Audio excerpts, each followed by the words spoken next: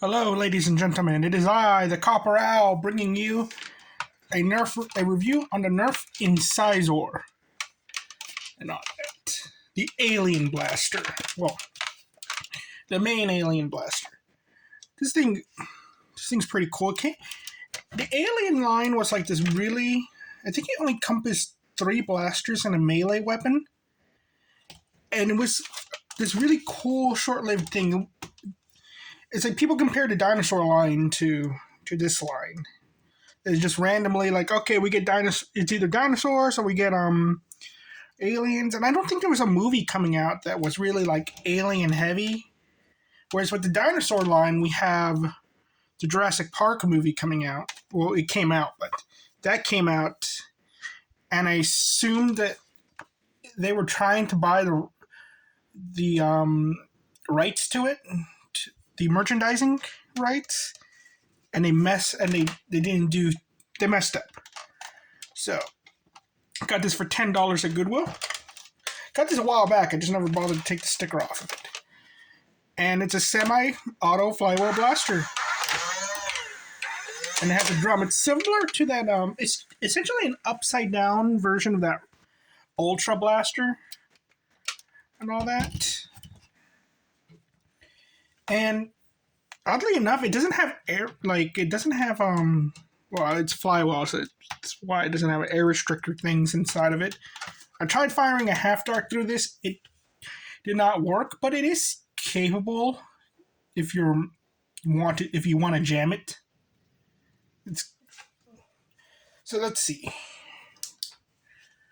And it gets some pretty decent FPSs, the highest being 73, but it's on average 70.7 FPS. And I say that's, you know what, for this weird thing, I'm gonna say it's okay, kind of, because the flywheel cage is located close to the front and all that. I kind of expect a little bit better. And also, a weird thing is that you can press the trigger, it will rotate the barrel, but it gets this trigger stuck and all that. So you're expected to load it like that. And this is a neat thing too about it, how to unjam it. Open this up right here, and you unjam it from the bottom, which is kind of weird to get your finger in it, but it's pretty big. This is such a surprise, and it's very back heavy too, kind of like the Hyperfire, because the batteries AA's are located in the back and all that. And I don't know how much this retailed for back in the day. I think it was like $40, but again, I should put the price less, so I'm going to skip the pricing on that. Accessories, it didn't come with anything. It just came with its darts. It doesn't have tactical rails and all that. It's just the aesthetic of having this blaster and all that. So that's really all it is. It's just, you get the alien. So I'm going to say bad on accessories. It has a sling attachment point. Which I think is kind of weird and all that. It has actually 2 sling attachment points, and they're not bad points. I should have put a piece of string on it, as I normally do. But yeah, you can hang this over your shoulder perfectly fine and all that. I think it's its shape makes it too cumbersome and heavy and all that. But it's still not that, it's not bad comfort-wise. Oddly, again, this is a very cumbersome kind of, I say cumbersome in that it's just oddly shaped. But it's not too bad. The stock is a little too short for me. I kind of wish it was adjustable. But it's also like, it's just heavy. It's oddly heavy. Even though I don't feel like it shouldn't be heavy. But it's not uncomfortable to wield. If you're like shooting this from the hip or something and all that, like using this as a rifle, it doesn't feel right. But using this like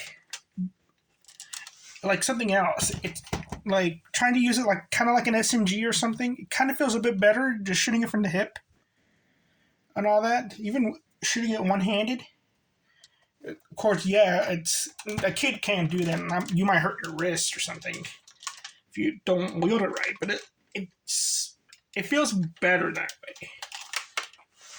All that. To me, it's like because it's just weirdly shaped.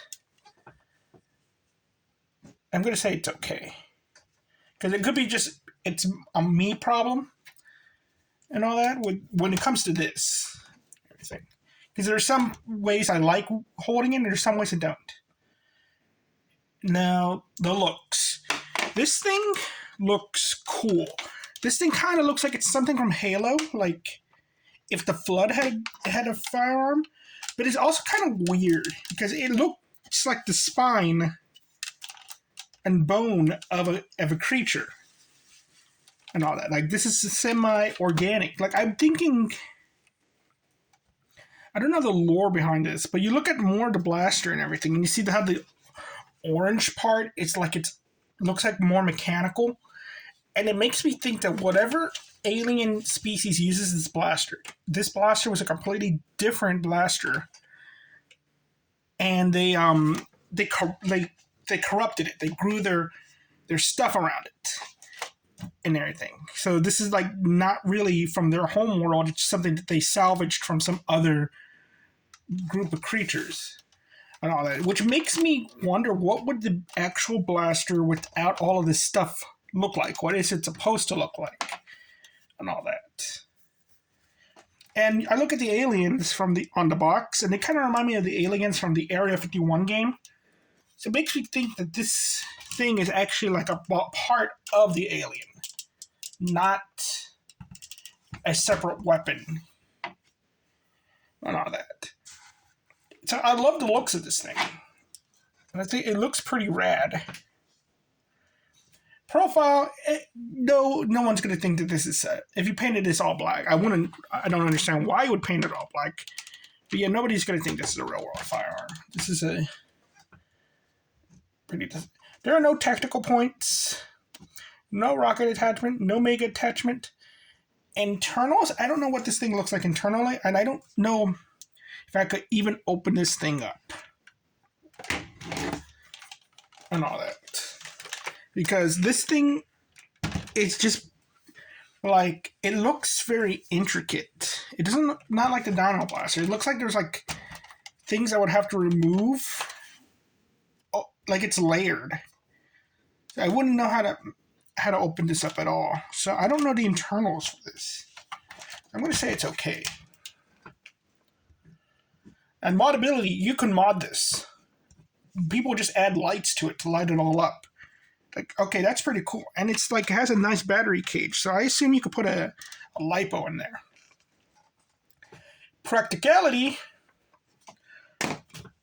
So, is this practical to use in a Nerf war?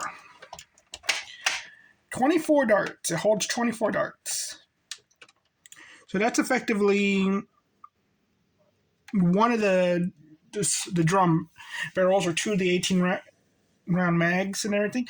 So effectively, yes, this thing has like strife performances. It's as big as a rapid strike. That's the problem too. But it's like you have the strife performance, and you have enough ammo that is equivalent to two 18-round mags effectively. Wait, no, that's 36, isn't that 18? Yeah, no, never mind. It's the equivalent to one of those 25-round drums. So you got that going on for this.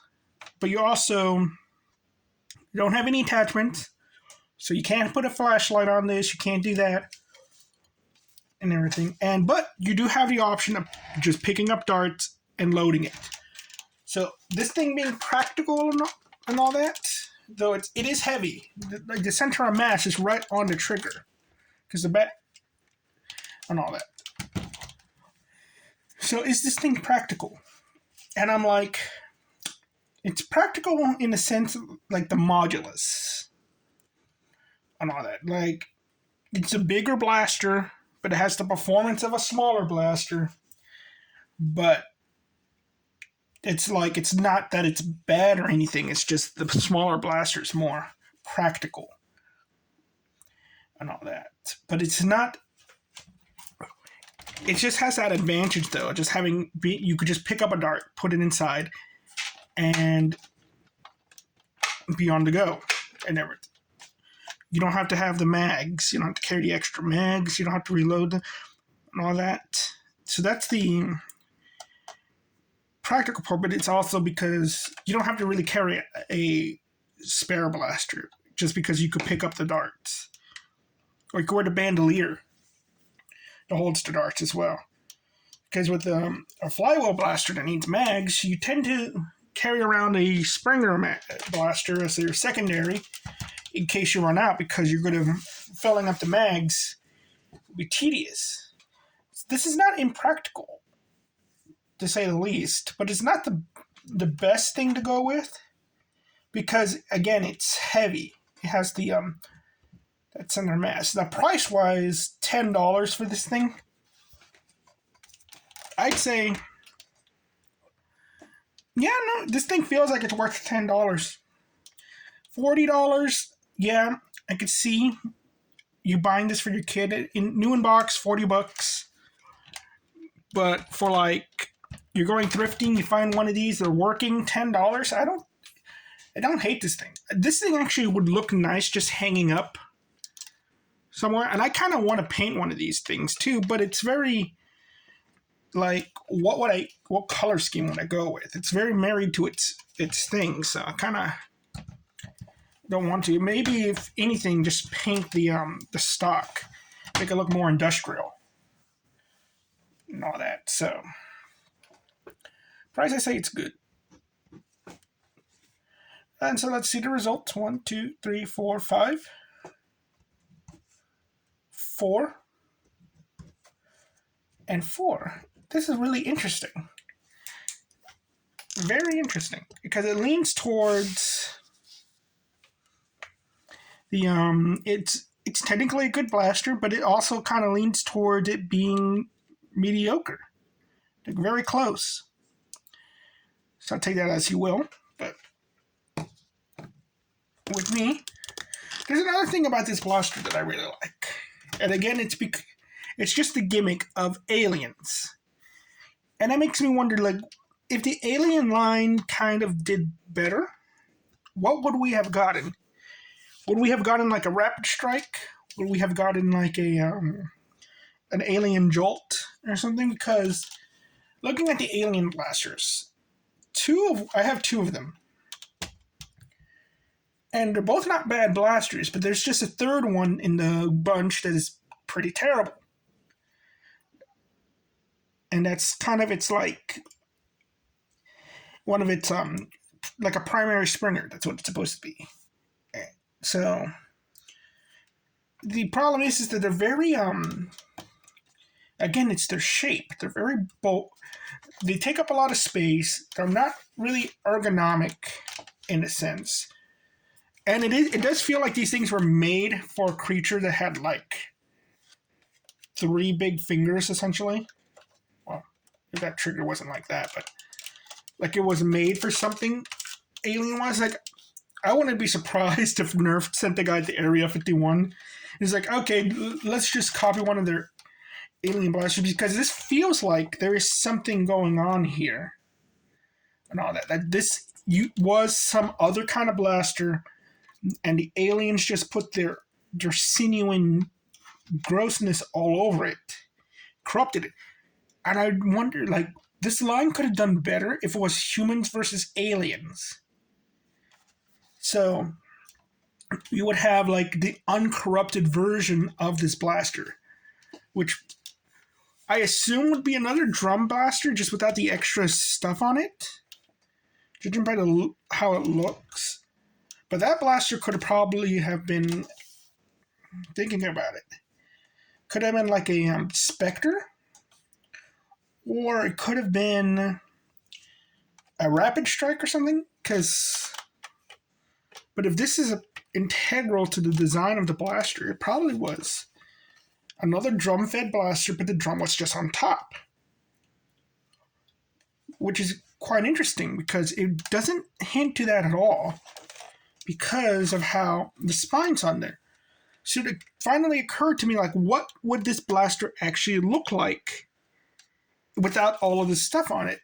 And it finally hit me that it's a drum-fed blaster with a 25-round mag, and it's essentially an upside-down hyperfire. That's really what it is. So, and that made me think, like, wow, that actually kind of seems a bit cool to have, like, an upside-down hyperfire and all that with this, like, fronted. This is really cool. This looks like a monolith, but it's like, this isn't like the bone and stuff. This is like mechanical. To see, like, okay, what if we had the alien line be like humans versus aliens? You had the alien corrupted version of the blaster, and then you have the human version of the blaster, and all that, and just have them be very similar. So you would have to have like a quad, like the quad rot, be the human version of the blaster, for the versus the I forget what it's called, but the pump one, and then the other blaster. So you would have to have some like a mediator or a retaliator be that. And I could see game types being made around this of humans versus aliens, where you got to use the certain blasters and all that and everything. And I would assume it would be a lot harder to take down an alien than it would be to take down a human. So I could see why the alien blasters have the disadvantage of not being able to use mags. If that was the game type. That, okay, you need like a mega dart to take out one alien, but you need to like make the aliens juggernauts or something. Like, because again, with the human version, you could have had the like special attachments for them and all that. So this is like a very interesting piece of Nerf history. I'm like, just like a little taste of something we didn't finish getting. And I really like that. And I really wish like Nerf kind of went back to this. I wouldn't mind this returning in some form. Like they just decided, okay, we're bringing back aliens, let's and all that. But they're not going to do that because they have the Star Wars licensing. So why would they bother doing that when they could just make another Star Wars blaster and oversell it to you and all that? So Nerf, bring back the alien line. Let's have aliens versus humans. Okay? And I don't know if they're ever... They do have the alien franchise thing they could do with the pulse rifle. Like, imagine, like, the pulse rifle hits shelves and this comes out too, but of course, it's not going to be like that. But you could go with the design prospect. Or you could just fix up the Elite 2.0 line, repaint them, and there we go. The Elite 2.0 line kind of looks like it could be related to this just because of that. They have like similar looks to them. Doomlands even has a similar look to them. So it could have been possible that Doomlands is the sister.